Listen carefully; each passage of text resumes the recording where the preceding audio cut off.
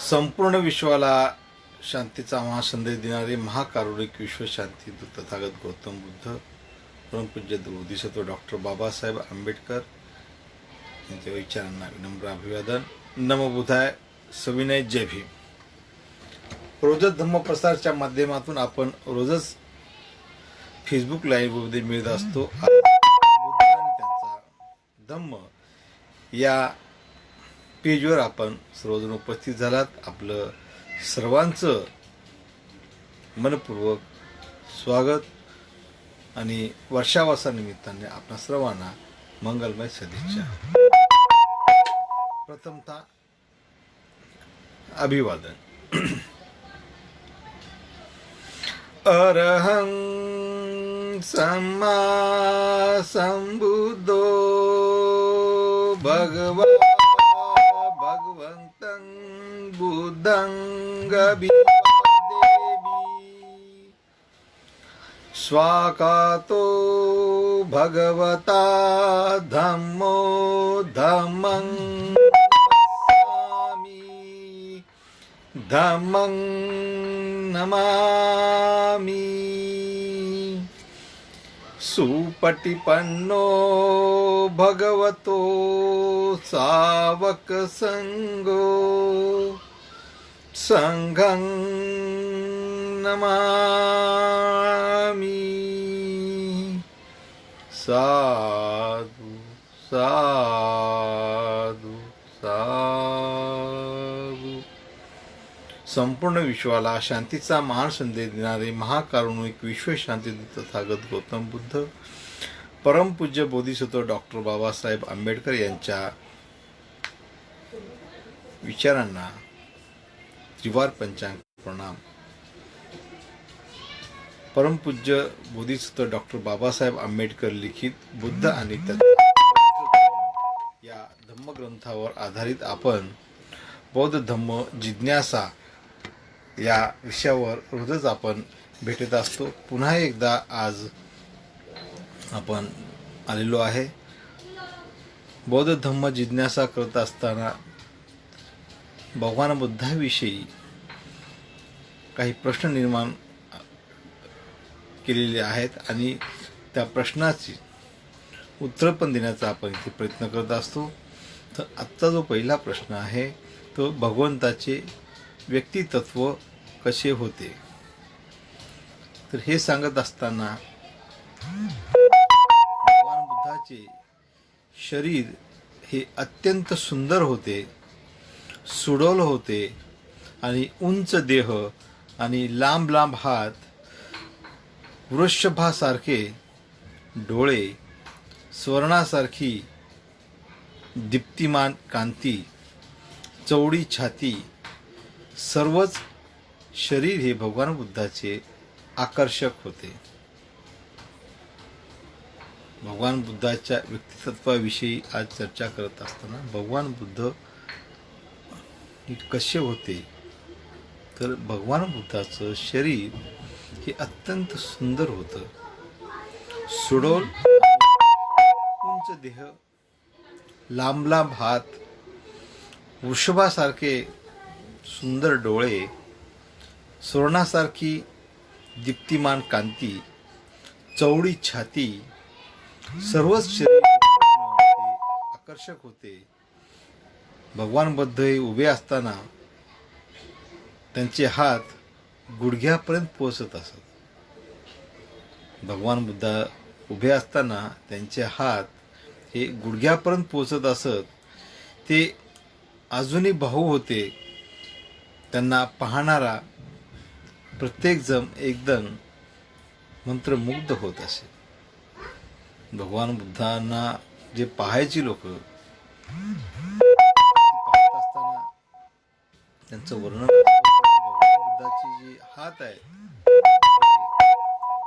पायाच्या गुडघ्यापर्यंत पोचत असत आणि आजूबाजूही होते.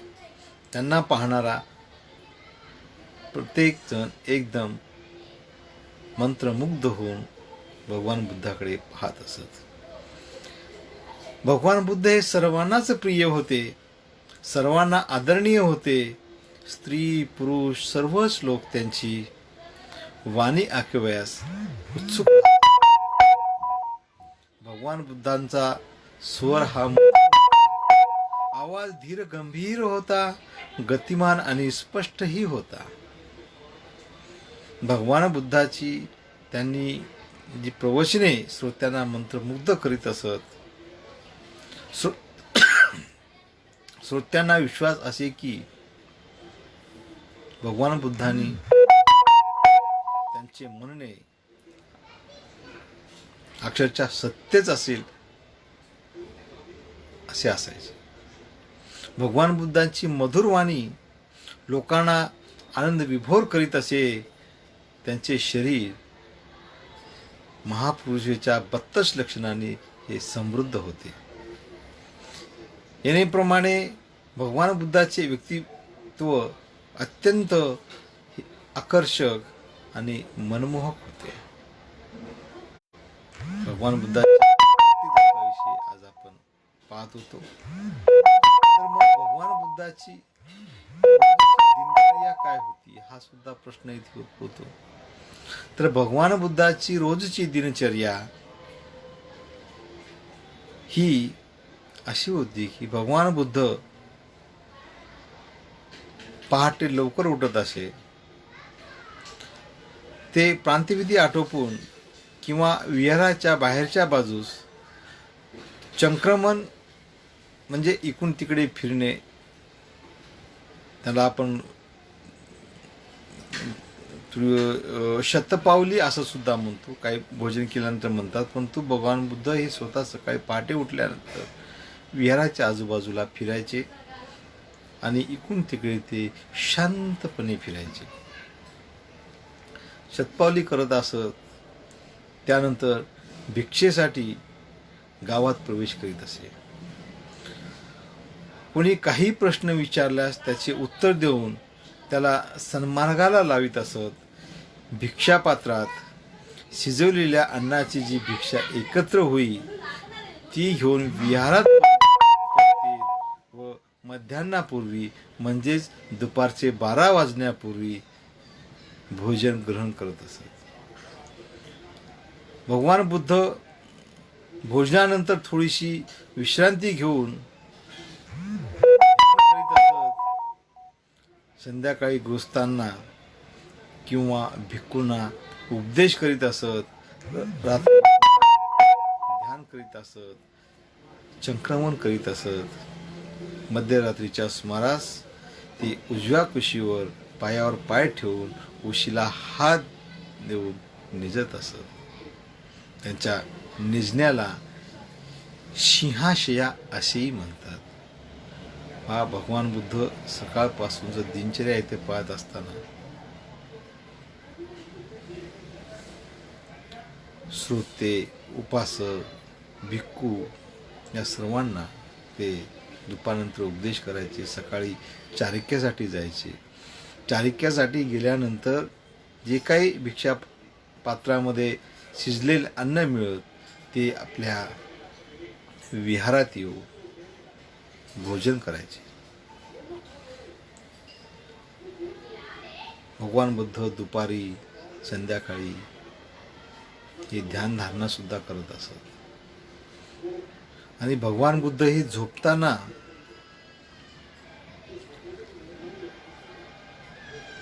मध्यरात्रीच्या सुमारास ते उजव्या कुशीवर पाय ठेवून व उशीला हात घेऊन निजत असत. त्यांच्या निजण्यात सिंहशया असे म्हणतात. ज्यावेळी प्रवासाला भगवान बुद्ध जात त्यावेळी बहुधा त्यांच्यासोबत भिक्षूंचा बराच मोठा समुदाय असे. आणि सकाळी एका गावामध्ये भिक्षा ग्रहण करून दुसऱ्या गावी रात्री मुक्कामाला जात आणि जेथे विहार नसेल तेथे झाडाखाली किंवा एखाद्या बागेमध्ये राहत. हा भगवान बुद्ध भिक्षाटन झाल्यानंतर त्या गावात भिक्षा झाल्यानंतर दुसऱ्या गावात जायचे, संध्याकाळी तिथे वस्तीला राहायचे आणि जिथे काय व्यवस्था असेल, गार्डन असेल, बाग असेल, तिथे भगवान बुद्ध हे आपल्या संघासहित राहायचे. आणि कोणी पूर्व दिवशी आमंत्रण केले असता आपल्या घरी भिक्षा ग्रहण करत असत. आणि कुणी एखाद्या धनिकाने, राजा महाराजाने, उपासकाने भगवान बुद्धांना चारिकेसाठी आमंत्रण दिले असेल तर भगवान बुद्ध हे आपल्या सर्व भिक्षू संघास घेऊन भिक्षाटनासाठी मी चारिकेसाठी आमंत्रण दिल्या ठिकाणी भिक्षू संघास घेऊन जायचे. येणेप्रमाणे 45 वर्ष भगवान बुद्ध जनसमुदायासह आपल्या धम्मात्वाचा वर्षाव केला. भगवान बुद्धांनी वयाच्या 45 वर्ष हा धम्म आपल्या उपासकांना, भिक्षू संघाला, प्रजेला सांगितला. बंधूंनो, आज आपण भगवान बुद्धाची 32 लक्षणं पाहणार आहोत. मग लक्षणं ही 32 कोणती? काही लोक मंगल लक्षणं म्हणतात, काही लोक शुभ लक्षणं म्हणतात, परंतु भगवान बुद्धांना 32 लक्षणं होती, ती आज आपण इथे पाहत आहोत. आणि 32 लक्षणं पाहत असताना भगवान बुद्ध हे 32 लक्षणांनी युक्त कसे होते हे पण आपल्याला पाहायचं. पहिले लक्षण आहे की सुप्रतिष्ठित पाद, म्हणजेच ज्याचे पाय जमिनीवर बरोबर असतात. ज्याचे पाय जमिनीवर बरोबर असतात, ज्याच्या पायाचे सर्व आकार परिपूर्ण, बेंबी मात्सल्ययुक्त व सहस्रार चक्रे असलेली असतात. ती आयातपर्णी व रुंद घोटे असणारा असतात.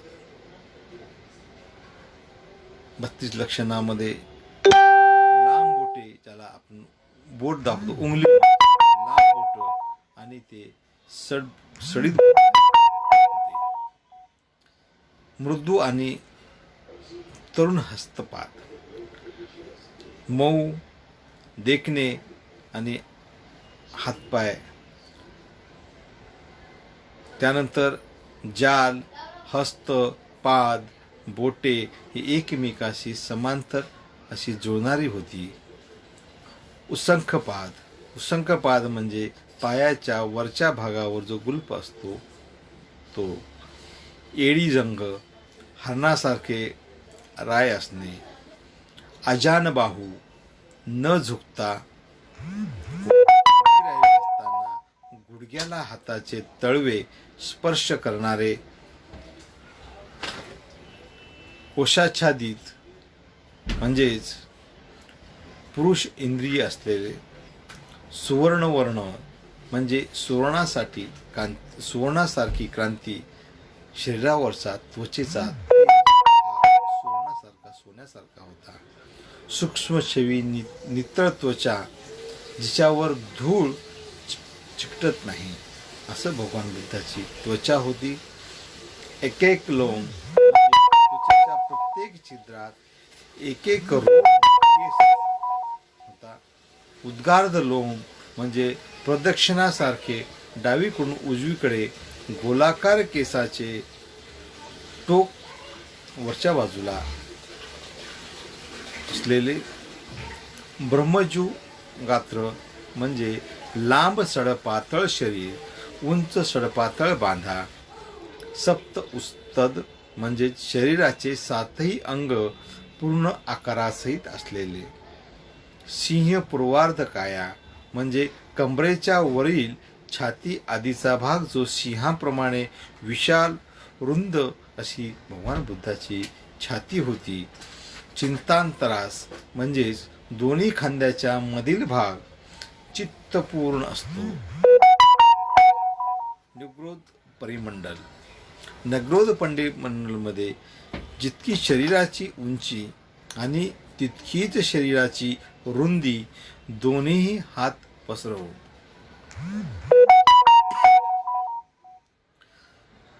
समवर्त स्कंद आहे, म्हणजे समान आकार असलेले खांदे असणारा असे भगवान बुद्ध होते. रसग्ग सग्गी म्हणजेच सुंदर शिरा रक्तवाहिन्या असलेले बुद्ध होते. सिंह हनु म्हणजे सिंहासारखी पूर्ण असलेला असे भगवान बुद्धांचं हनुवटी होती.